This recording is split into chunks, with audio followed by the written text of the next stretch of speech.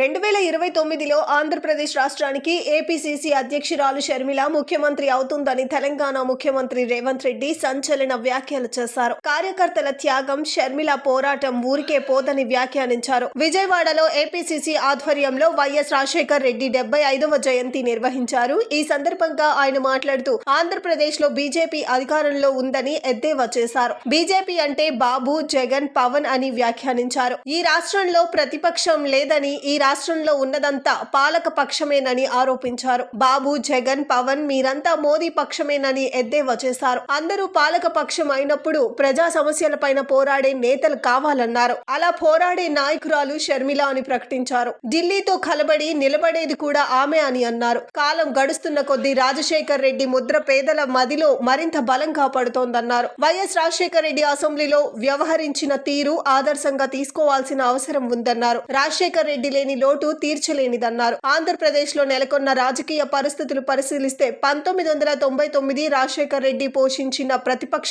పాత్రను ఇప్పుడు షర్మిల పోషిస్తోందన్నారు. ప్రజల తరపున నిలబడి ప్రజా గొంతుగా మారి సమస్యలపై పోరాడుతుందని తెలిపారు. రాష్ట్రంలో షర్మిలే ప్రధాన ప్రతిపక్షంగా పనిచేస్తోందని తెలిపారు.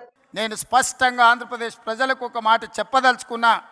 99లో రాజశేఖర రెడ్డి గారు ప్రధాన ప్రతిపక్ష నాయకుడిగా పోషించిన పాత్ర ఈనాడు వైఎస్ షర్మిల మీ తరఫున నిలబడుతుంది, మీ తరఫున కొట్లాడుతుంది.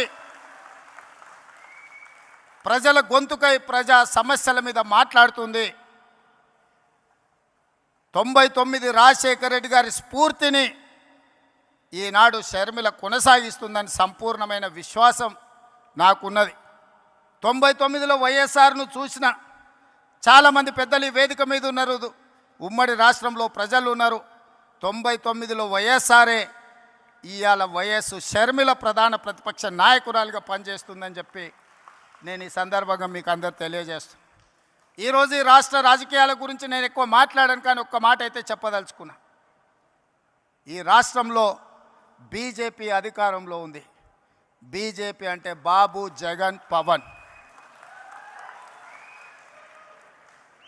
ఈ రాష్ట్రంలో ప్రతిపక్షం లేదు. ఈ రాష్ట్రంలో ఉన్నది మొత్తం పాలక పక్షమే.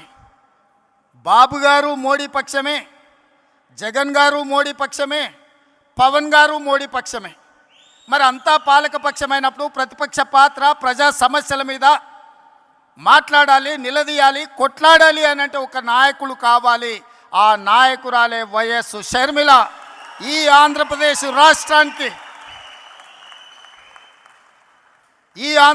రాష్ట్రానికి ప్రజల పక్షాన, బడుగు బలైన దళిత గిరిజన మైనారిటీ మహిళల పక్షాన నిలబడి కొట్లాడేది, నిలబడి మాట్లాడేది, ఢిల్లీతో నిలబడి కలబడేది వైఎస్ షర్మిల. షర్మిల గారి నాయకత్వంలో మీరు పనిచేయండి. తప్పకుండా 2029లో రాజశేఖర రెడ్డి గారు ఏ విధంగా అయితే 1984లో ప్రస్తావన మొదలుపెట్టి 2004లో 20 సంవత్సరాలు కొట్లాడి ఆనాడు ఉమ్మడి ఆంధ్రప్రదేశ్కు ముఖ్యమంత్రి అయిందో, 2009లో ఈ ప్రస్థానం మొదలుపెట్టి 2029లో ఆంధ్రప్రదేశ్ రాష్ట్రానికి వైఎస్ షర్మిల ముఖ్యమంత్రి అవుతుంది.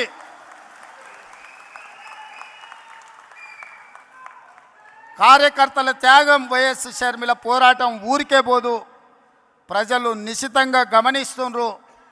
2029లో ఈ దేశానికి రాహుల్ గాంధీ గారు ప్రధానమంత్రి అవుతారు.